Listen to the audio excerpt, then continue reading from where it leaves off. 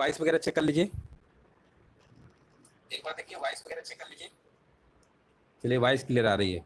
Question number देखिए, पहला number आपसे यहाँ पर पूछा गया है, मानव शरीर में अवलोकित सामान्य प्रकुंचन और अनुशिथिलन दाब का जो माप होता है वो कितना होता है। यहाँ पर आपको बताना राइट आंसर क्या होगा।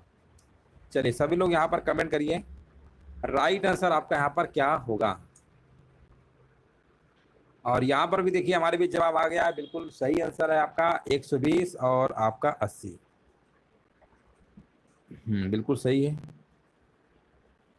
चलिए नेक्स्ट प्रश्न बताइए, जेएसपी फाइल एक्सटेंशन का अर्थ क्या है। यहाँ पर आपसे पूछा गया जेएसपी फाइल एक्सटेंशन का अर्थ क्या है। इसका अर्थ होता है, ये आपका होता है जावा सर्वर पेजेज होता है। ऑप्शन नंबर आपको बी नंबर लगा देना है। अगला प्रश्न बताइए, भारत के संविधान में निम्नलिखित अनुच्छेद अनुसूचियों में से कौन सी जिला परिषदों को स्वायत्तता प्रदान करती है। हाँ ना, यहाँ पर आपको बताना है आंसर क्या होना चाहिए। और यहाँ पर भी देखिए हमारे भी जवाब आ गया है, जो बिल्कुल सही आंसर दिया गया। क्वेश्चन नंबर 3 नंबर का ए नंबर, छठी अनुसूची। निम्नलिखित में से अगला प्रश्न आपको बताना है, निम्नलिखित में से कौन सा भारतीय संविधान के अनुसार स्वतंत्रता के अधिकार के अंतर्गत आपका शामिल आपका नहीं है। कौन सा आपका शामिल नहीं है, यहाँ पर आपको बताना है 4 नंबर में। ये आपका है अपने पसंदीदा धर्म को बढ़ावा देना, ये आपका शामिल नहीं है, बाकी सब आपके शामिल हैं। भारत के पूरे क्षेत्र में स्वतंत्र रूप से आप घूम सकते हैं, संगठन या संघों का गठन भी कर सकते हैं, भाषण और अभिव्यक्ति की स्वतंत्रता भी आपके यहाँ पर दे रखी है।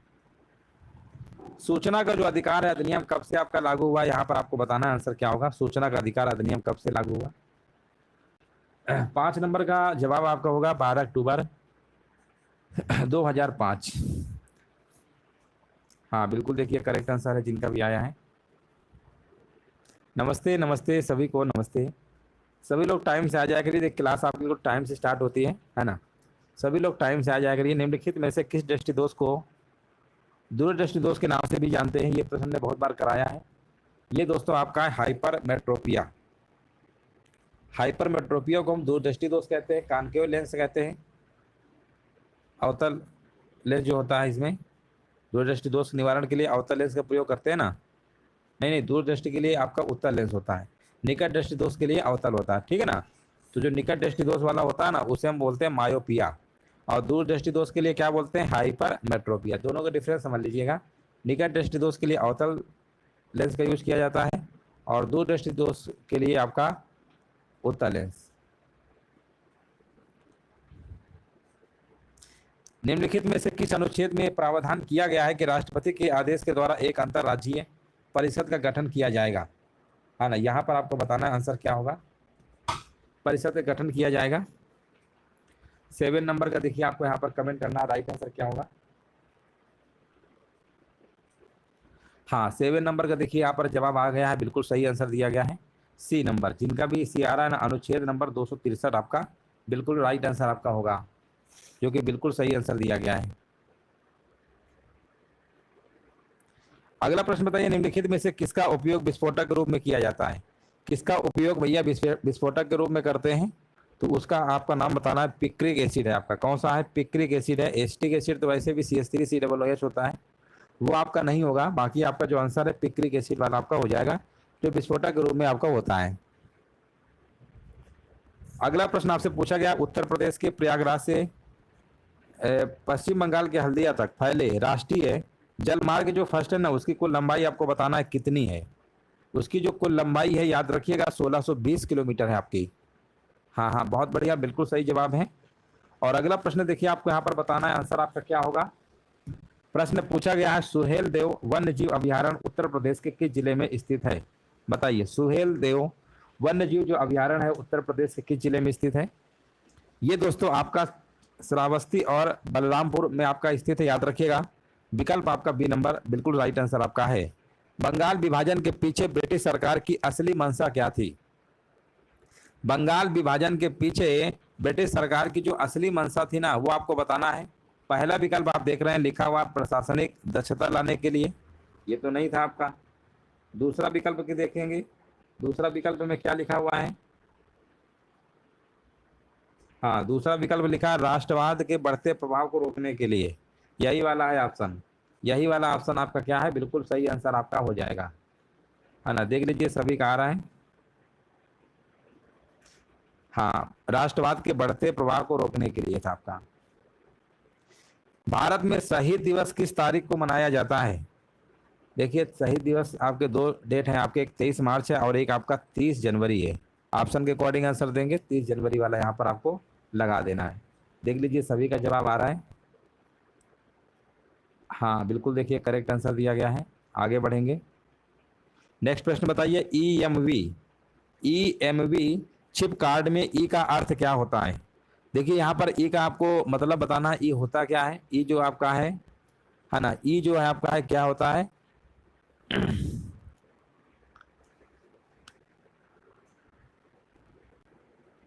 यूरोपे कह रहे हैं, बिल्कुल सही है।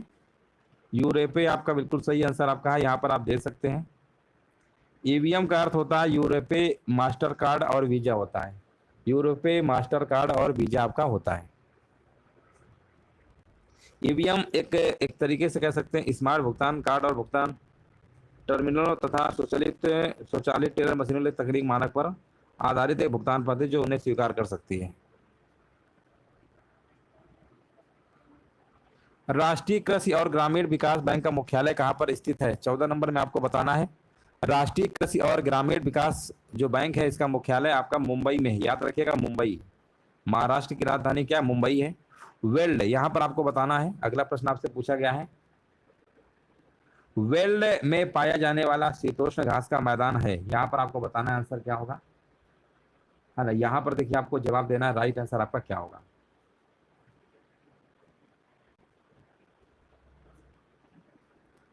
यहाँ पर आपका आंसर होगा दक्षिण अफ्रीका। बहुत बढ़िया, बिल्कुल सही जवाब है।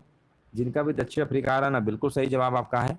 अगला प्रश्न बताइए, प्लेइंग टू विन जो है निम्नलिखित में से किस खिलाड़ी की आत्मकथा है ना। यहाँ पर देखिए आपको बताना है आंसर क्या होगा। प्लेइंग टू विन ये बताइए किसकी है।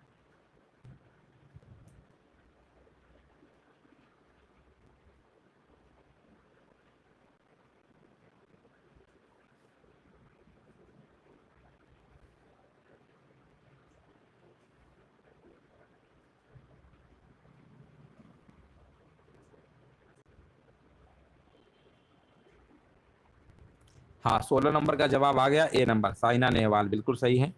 अगला प्रश्न बताइए, एग्जाम वॉरियर्स पुस्तक के लेखक कौन है ना। एग्जाम वॉरियर्स पुस्तक के लेखक कौन है, यहाँ पर आंसर आपका होगा नरेंद्र मोदी। अगला प्रश्न बताइए, निम्नलिखित में से कौन सा संगठन वैश्विक लैंगिक अंतराल सूचकांक प्रकाशित करता है। यहाँ पर देखिए आपको कमेंट करना है, राइट आंसर क्या होगा, है ना। यहाँ पर देखिए आपको जवाब देना है, राइट आंसर क्या होगा।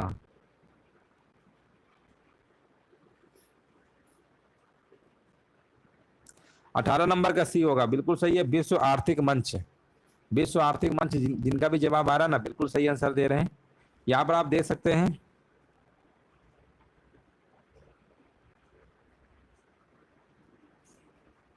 हाँ पहली बार किया गया था। संयुक्त राष्ट्र मानवाधिकार परिषद की स्थापना कब हुई थी, यहाँ पर आपको बताना है, राइट आंसर क्या होगा, है ना। यहाँ पर आपको बताना आंसर क्या होगा।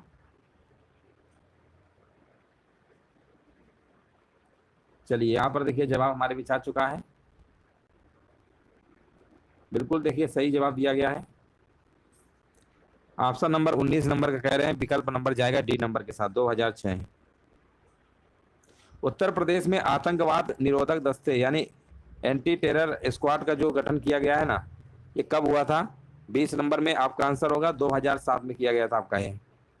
निम्नलिखित में से किसका आविष्कार आईजैक सीगर ने किया था? आईजैक सीगर ने भैया किसका आविष्कार किया था, आपको बताना 21 नंबर। ये किया था आपका सिलाई मशीन का किया था। सिलाई मशीन यहाँ पर क्या है, बिल्कुल करेक्ट आंसर आपका हो जाएगा। उत्तर प्रदेश में निम्नलिखित में से किस शहर में श्रावण झूला मेला आयोजित किया जाता है? श्रावण जो झूला मेला है आपका आयोजित किया जाता है, 22 नंबर में आपका जवाब होगा अयोध्या में होता है। अगला प्रश्न है, the poverty of political economy how economics abandon the poor नामक पुस्तक के लेखक कौन है? है ना। इस पुस्तक के देखिए लेखक का नाम आपसे पूछा गया है। 23 नंबर का जवाब अगर आपका मेघनाद देसाई है तो बिल्कुल सही आंसर आपका है।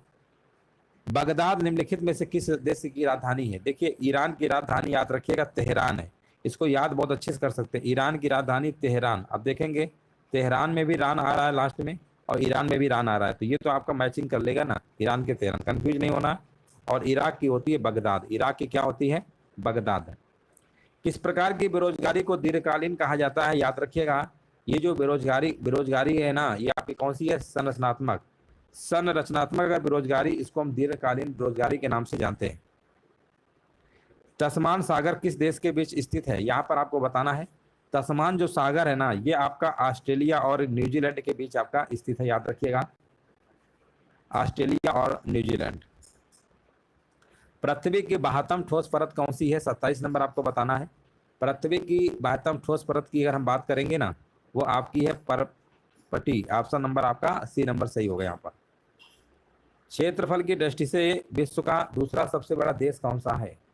क्षेत्रफल की दृष्टि से विश्व का दूसरा सबसे बड़ा देश कौन सा है? 28 नंबर।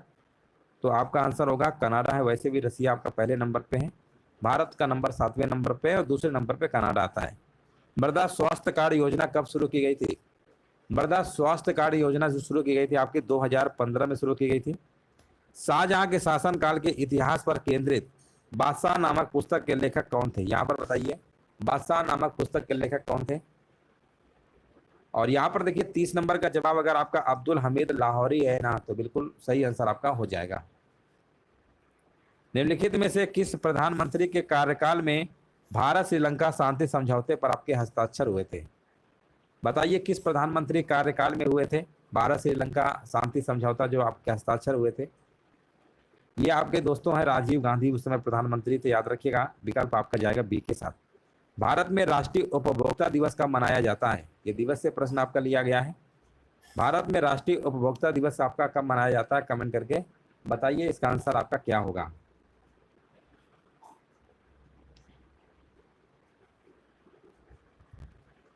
और यहाँ पर देखेंगे, बिल्कुल देखिए यहाँ पर राइट आंसर दिया गया है, बिल्कुल सही जवाब दिया गया है। यहाँ पर बताया जा रहा है 32 नंबर का जवाब ऑप्शन नंबर बी 24 दिसंबर। हाँ 24 दिसंबर है भैया, मार्च नहीं है, दिसंबर है आपका। हमारे संविधान में संवर्धित सूची की अवधारणा जो है किस देश से ली गई थी? ये दोस्तों आपका देश का नाम है ऑस्ट्रेलिया। राष्ट्रीय संकट प्रबंधन समिति का अध्यक्ष कौन होता है? यहां पर आपको बताना है राइट आंसर क्या होगा।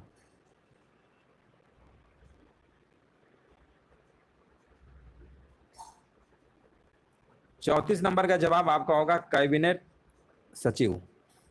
एक प्रश्न आपको बताना है कमेंट सेक्शन में, विश्व बौद्धिक संपदा दिवस कब मनाया जाता है? विश्व बौद्धिक संपदा दिवस कब मनाया जाता है? अभी रिसेंटली एग्जाम में एक प्रश्न आया था, विश्व बौद्धिक संपदा दिवस, है ना, आपको बताना है कब मनाया जाता है। 35 नंबर का जवाब दीजिए सभी लोग। किसी की व्यक्तिगत जानकारी को उसकी अनुमति के बिना गलत तरीके से प्राप्त करने के कार्य को क्या कहा जाता है? तो उसे हम कहते हैं पहचान की चोरी। खाद्य और कृषि संगठन, हाँ यहाँ पर देखिए विश्व बौद्धिक संपदा जो दिवस है ना, वो आपका मनाया जाता है 26 अप्रैल को। 26 अप्रैल को मनाया जाता है। मदर्स डे कब मनाया जाता है? मदर्स डे के बारे में बताइए कब मनाते हैं? खाद्य और कृषि संगठन का मुख्यालय 36 नंबर का बताइए रोम होगा। इटली की राजधानी रोम है भैया। मदर्स डे बताइए कब मनाते हैं? किस स्थान पर नंद भवन मंदिर उत्तर प्रदेश में बताइए स्थित है? हाँ मदर्स डे जो है आपका याद रखिएगा मई महीने का जो दूसरा संडे आता है ना, सेकेंड रविवार, हर साल मई का महीना होता है और जो सेकेंड आपका आएगा संडे, दूसरा जो संडे होगा उसी दिन आपका मनाया जाता है मदर्स डे। निम्नलिखित में से किस स्थान पर नंद भवन मंदिर उत्तर प्रदेश में स्थित है? तो आंसर आपका होगा 37 नंबर का नंदगांव, बिल्कुल सही है। इनमें से कौन सा कारक लाल मिट्टी को लाल रंग प्रदान करता है ना। यहां पर आपको बताना आंसर क्या होगा। 38 नंबर कह रहे हैं आयरन ऑक्साइड। आयरन ऑक्साइड बिल्कुल सही है।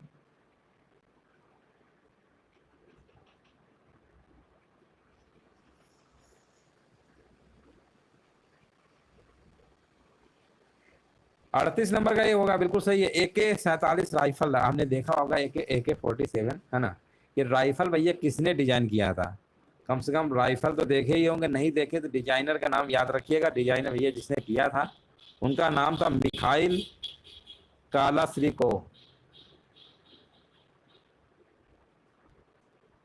नागरिक संरक्षण अधिनियम 1976 किससे संबंधित है।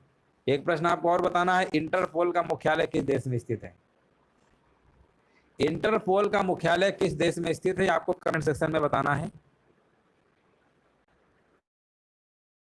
जो है आपका किस देश में स्थित है। 40 का आंसर आ गया डी नंबर, अस्पृश्यता। अस्पृश्यता जो है अनुच्छेद नंबर किसमें है, 17 में है। उपाधियों का अनुच्छेद नंबर 18।